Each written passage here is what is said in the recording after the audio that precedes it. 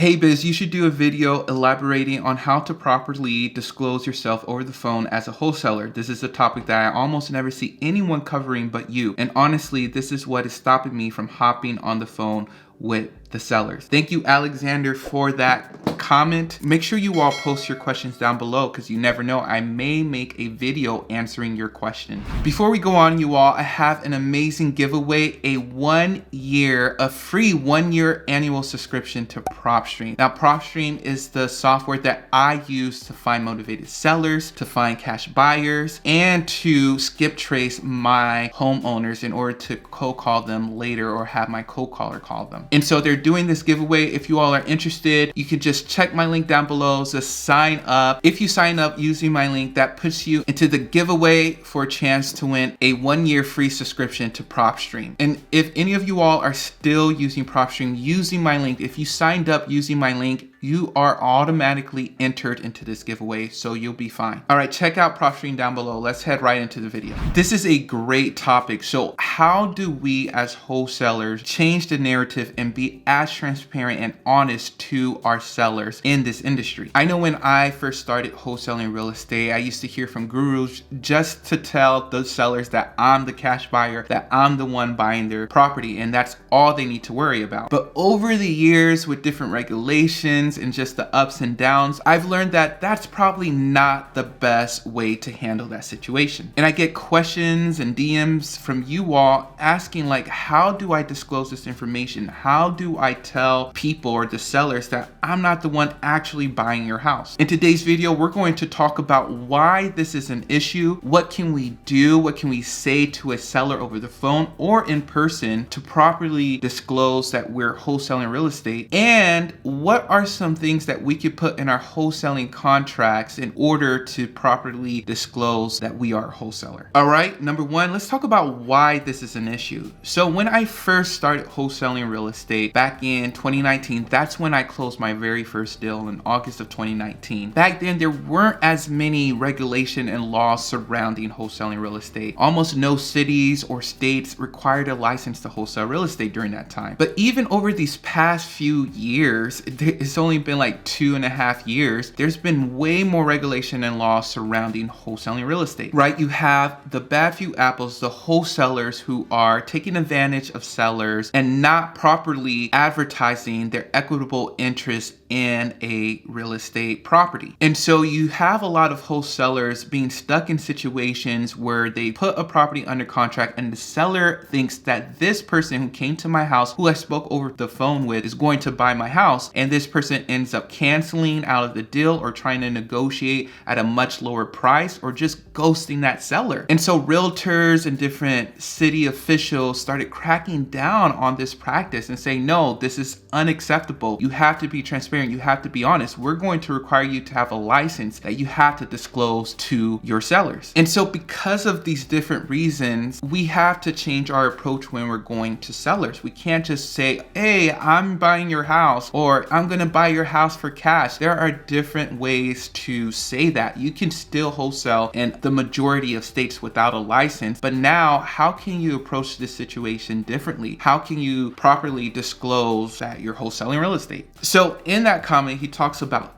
the phone, like how do you do it over the phone? But right now I'm going to talk about how to do it over the phone and how to do it in person. So let's say you come to that stage, maybe you followed up with the seller and they're asking just questions about, okay, I want to work with you, but I want to make sure you're the actual person buying my house. Like, how do you respond to that? Or even if they don't ask specifically that question, how do you bring it up as the controller of the conversation and of the situation, just so everyone can be clear about what's happening in this transaction? One way I like to phrase it, I like to say, hey, I work with other investors, right? Because usually on your marketing advertisement, whether it's postcard or you're leaving voicemails or text, you're either saying, hey, we're looking for houses to buy for cash, or we buy houses for cash if you have bandit signs and other things like that. So they're already coming into your lead system with that ideal. But when you're in person, how can you clarify those things? The way I like to phrase it is say, hey, I work with investors that like to buy properties for cash to flip flip or hold as a rental. And we think your property is ideal for that, right? So that's one way to say, not specifically that you're buying it, but you work with or you represent other investors, partners, or contractors to buy houses. So after you state that you represent investors or partners or contractors, and not specifically saying that you're buying it, and you can actually say, hey, I'm not the one buying your house. I represent investors who are looking for houses to buy. After you say that, then that's when you can introduce the contract, right? Because in order for you to advertise the equitable interest in that contract to your cash buyers, it has to be signed. And so you could just state to your seller, hey, Mr. and Mrs. Seller, in order for us to go forward, in order for me to actually notify my investors, my contractors, or my partners, whatever phrase that you want to use, we have to sign this agreement in order to go forward, right? And that should make sense to them. And whenever you're in those situations, make sure you always relate it to something that they may already know. So for example, most people are familiar with the traditional method of real estate agents and realtors. So you can just let them know, just like if you're going to sell this property on the retail market, on the MLS, working with a real estate agent, you will have to sign an agreement, a contract with that agent in order for them to show the property to other people and other things like that, because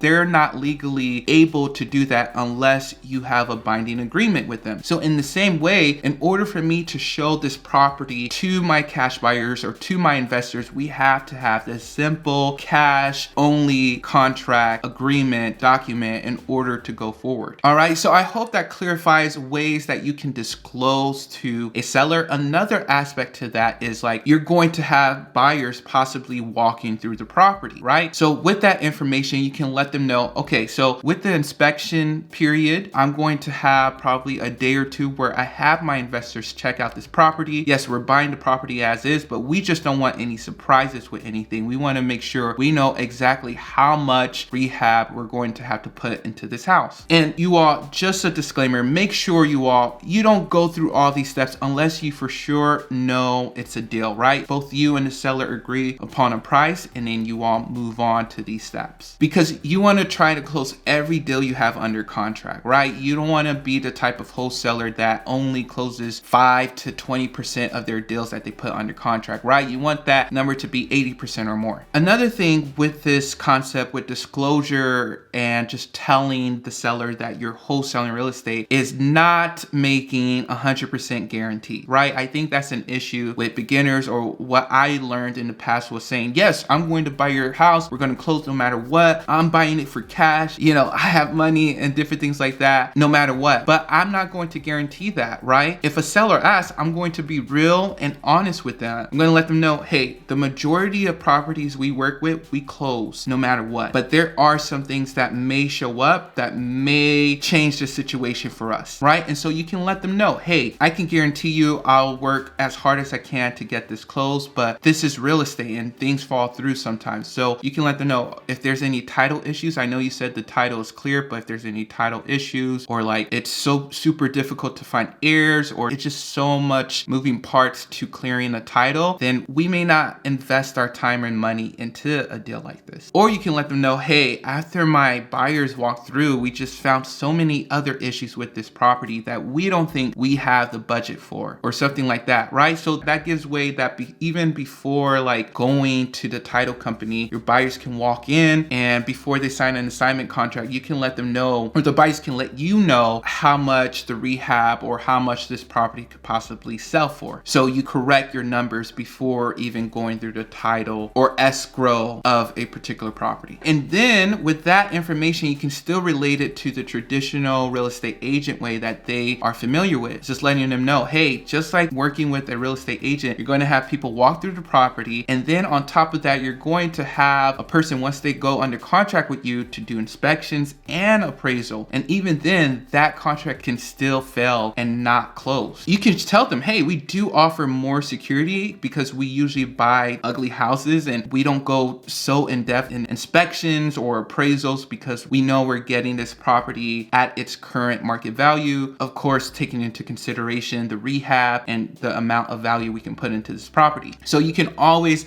like compare a cash offer to a traditional offer, and just so they can understand it more and just, you know, like teach them something. All right, so the third thing I want to talk about disclosing wholesaling real estate to your sellers is what to include in your contract. And so number one, what I do, like I have a separate disclosure saying, hey, this is an assignable contract. I can assign this property to other people, other investors, right? I know some contracts has and or assign just after the buyer's name. And yeah, that's legally fine and everything, but I just like to be in the clear. I have a whole separate disclosure for that. So that's something that you can put in your agreement. And if you're interested in wholesaling contracts, check the link down below and you can download some of the contracts I use. Another thing to include in your contract, I don't quite have this verbiage or this clause in my contracts, but you can include a separate inspection period, letting them know, hey, this amount of time is allotted to me checking out the house, and for whatever reason, I can cancel out of this contract. So that's another thing. Another thing that I've seen some contracts have is just the right to advertise this contract to other people. So they may see their house on Facebook Marketplace or Craigslist or other places, so they can be in the know if their house pops up. Like you can let them know that, and you can put it in your wholesaling contract, in your agreement to them. All right, you all, I hope you all enjoyed this video on how to properly disclose that you are a wholesaler to your sellers. I think we talked about a good amount of information, talking about why this is even necessary, what we can do when we're in person or over the phone with the seller, and what we can include in our wholesaling contracts. All right, you all, make sure you like this video, comment down below. Maybe I'll make a video answering your question down below, so make sure you ask a question down below, subscribe, and I'll talk to you all later.